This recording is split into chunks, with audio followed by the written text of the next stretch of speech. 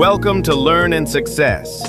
If you want to improve your English, grow your skills, and become more confident in life, you're in the right place. Here, you'll find simple lessons, clear explanations, and stories that keep you learning every day. Hit subscribe and join the community. Your journey to success starts here. Okay, so let's talk about the single most common, most universal, and I think we can all agree, most stressful question we face, whether you're starting a new project, walking into a job interview, or even just like meeting new neighbors. Oh, absolutely. It is, of course, that incredibly simple and yet totally soul-crushing question. Tell me about yourself. It's the ultimate conversation starter, and yet it is the one phrase that the immediate mental collapse for so many otherwise confident English speakers. Right. You feel like you know the words, you have the vocabulary, but the moment you try to put them together into an interesting flowing story, the whole thing just vanishes. And we saw this perfectly captured in the source material with that anecdote about Lucas, the new engineer. Oh, that was painful to read. Yeah. He was asked to introduce himself, and he managed, "I'm Lucas, I'm an engineer," and then just this truly awful silence. Right. He basically handed the person interviewing him 2 basic facts and 0 conversational fuel to work with. And that failure, that silence, it happens because we treat the self-introduction like a biographical summary, a chore you have to get through. Yeah, a checklist. Exactly. Yeah. When it's actually your most powerful tool for making a connection. Your first impression. It needs to instantly convey confidence, interest, and most importantly, depth. So our mission for this deep dive is, well, it's pretty crucial. We're going to turn that awkward list of facts into an indispensable life skill.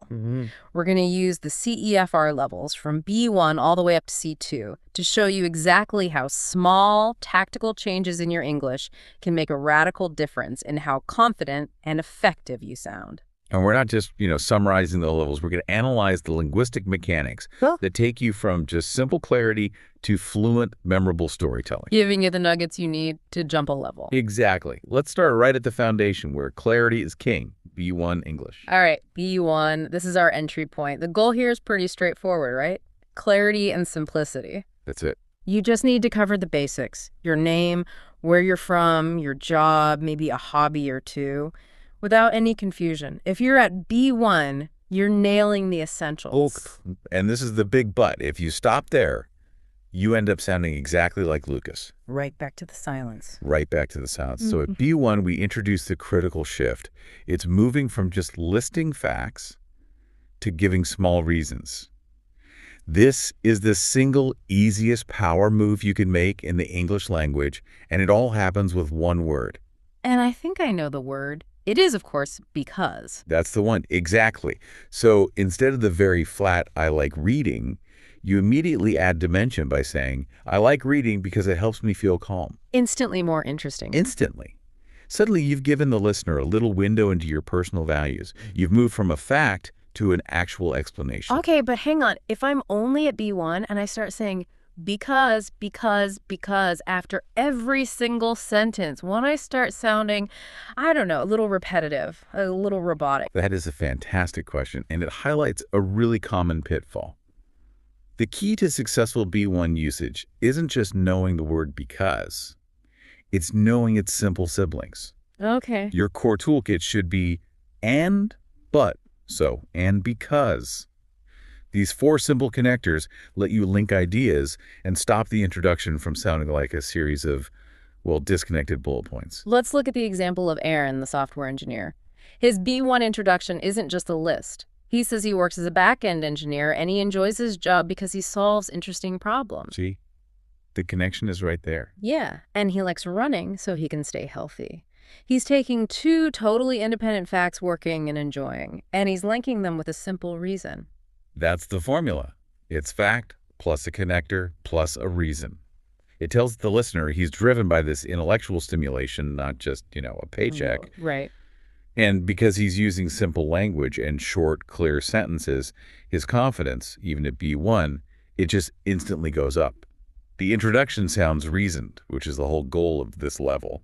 Okay, so B1 gets us in the door using reason. Now, we move up to B2. If B1 was about why you do things, B2 seems to be about how often and where those activities fit into the rhythm of your actual life. You're moving beyond static facts to dynamic routines. Yes, B2 is the level where the introduction starts sounding relaxed. It doesn't sound like a memorized script anymore. Okay. And the critical vocabulary shift here involves integrating adverbs of frequency in these little opinion words. So we move from I like running to I usually start my day with a run. The moment you introduce words like usually, often, sometimes, prefer, or even tend to, you're painting a much richer picture of your actual life, your routine. And this is where we need to address a key technical detail for you, the learner.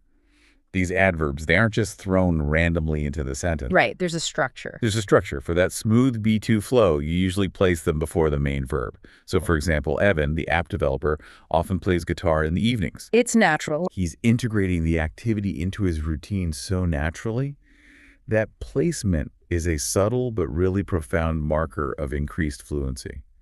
It shows you're not just translating word for word in your head. Let's look at Aaron's B2 intro again. He explained that he mostly focuses on problem solving at the office, but he often reads novels. He even added that little detail, I sometimes spend hours at the library. That library detail is gold. It's specific and it shows real dedication. And the B2 speaker, they integrate the B1 reason. Remember, Aaron runs because it gives him energy. Yeah. Now he says he usually runs to get that energy. The routine reinforces the original reason. And Evan's B2 introduction was similar. He usually starts his day with coffee because it helps him concentrate before coding. And when talking about watching football, he integrated that hobby into his work-life balance. He says he enjoys it on weekends because it helps him forget the stress from work. The difference between saying I play guitar and I play guitar often in the evenings to unwind. Totally different feeling. Completely. The second version makes you sound like a person with a structured life, not just someone with a list of random hobbies. You've successfully detailed your routine and started building real conversational momentum. Okay, here's where it gets really exciting. We've laid the groundwork, we've established the facts with reason at B1, and we added the context of routine at B2. Now, C1. This is the level where the introduction stops being a recital of facts and it becomes a compelling narrative, a story. A story people actually want to hear. Right. The focus shifts entirely to showing your personality and sharing real, lived, maybe even high-stakes experiences. Exactly. C1 is all about proving your identity. If you claim to be resilient or adaptable, you have to immediately back that up with a short, powerful anecdote. You're trading those generalized facts for specific stories. So we're using more sophisticated self-descriptive language here, aren't we? Words like detail-oriented, resilient, creative, adaptable, maybe ambitious. And we start weaving in idioms. Right, things that show you're really fluent and engaged in the language. Yes.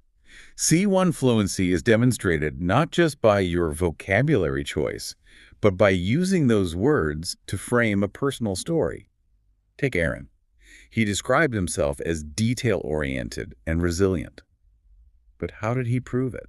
He told that story about leading a major system upgrade that was apparently extremely stressful. And he used that experience to show he was, in his words, pushed out of his comfort zone, that it taught him how to stay calm when things were falling apart. It's a fantastic example of that claim-proof structure. And crucially, that story, it's not about the technological success, it's about the personal growth. That is the C1 insight. You're showing how past adversity has literally shaped who you are. But doesn't talking about system upgrades or, fixing client bugs, doesn't that risk sounding a bit like bragging or just listing accomplishments? I think that's what a lot of learners worry about when they start pushing into C1 language. That is a very legitimate concern. And the trick is to make sure the focus is on the lesson learned or the capability you demonstrated under pressure, rather than just the win. I see. Evan, for example, described himself as creative and adaptable. And he told the story of fixing a major bug just hours before a client demo. And he used that great specific idiom there. It wasn't my first rodeo. Yes. That immediately signals this high fluency and a sense of calm under pressure. He then explicitly connected it back to his personality. He enjoys challenges like that because they force him to think on his feet. The goal isn't to boast about the fix. It's to demonstrate that he's the type of person who thrives when, burning the midnight oil is required. So C1 provides depth, it builds trust. And it makes the listener feel like they're finally starting to know the real you. And that leads us to the pinnacle, C2 English. If C1 was a story, C2 is. I think you said it was the trailer for the blockbuster movie. Yeah, something like that. This introduction is fluent, it's seamless, and it's focused on two major elements, demonstrating vision and leaving a truly memorable, humanizing detail. So C2 speakers, they've already mastered the facts and the narrative. Now they're conveying leadership, ambition, a broader life perspective. And the language reflects that influence. Aaron, the engineer, he shifted his focus. It wasn't about the projects he completed, but how those projects shaped him as a leader. And his ambition wasn't vague either. He articulated a very clear, forward-looking goal. He aims to move into an architect role within the next 2 years. And he's already proactively preparing by writing articles about software design for industry blogs. That forward motion is essential. It tells the listener, look, I am competent right now, but I am also planning for the future, and I'm actively taking steps toward it. I see. And similarly, Evan's long-term goal isn't just to advance. It's to launch his own tech startup focused on creating tools that genuinely simplify everyday life. That's a vision statement. But the structure is also so key at C2, isn't it? You have to pivot smoothly from that career ambition to your personal life without sounding abrupt. How do they achieve that kind of fluidity? They do it by showcasing the breadth of their personality, often using sophisticated idioms to summarize.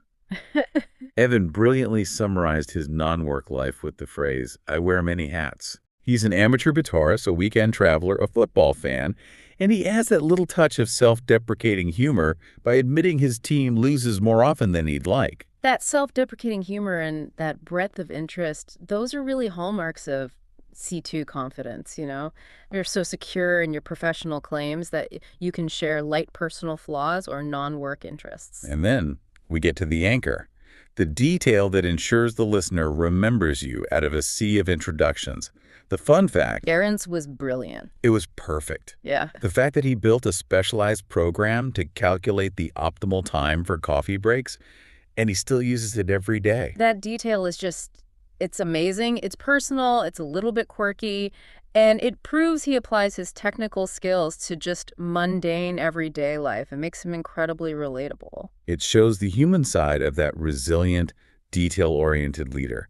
The C2 introduction isn't just proficient, it's personalized, it's future-focused, and it just slows so naturally. Okay. So if we synthesize everything we've covered in this deep dive, from the structural reasons of B1 all the way up to the visionary storytelling of C2, we can distill the core secret to a great English self-introduction into 3 critical steps. The first is always add details. Don't just list the facts of your life. Describe them. Second, give reasons. Use that foundational word because and its B1 counterparts to provide context and intent behind everything you do. And the third, and I think this is the most important one for making a real connection, let your personality show. Yes. Back up your claims about who you are with your past actions and those vivid anecdotes we talked about. Ultimately, the difference between freezing up like Lucas and presenting a fluent, captivating introduction, it isn't about having perfect grammar. It's about building a conversational bridge. It's about connection. It's about letting the listener see your values and your capabilities through the lens of your lived experience and your vision for the future. That is the takeaway we really want you to hold on to. You have the tools now to progress. So here is a provocative thought for you to take into your week. Start rehearsing your simple facts. Instead, practice the C1 or C2 style introduction this week. Try narrating one of your high-stakes anecdotes, a time you had to be resilient or adaptable. Just do it in front of the mirror. And specifically ask yourself this. What is the one slightly quirky, humanizing fun fact that will make people remember me? That's the key. The more you rehearse showing off your whole personality, the more confident and the more natural you will sound.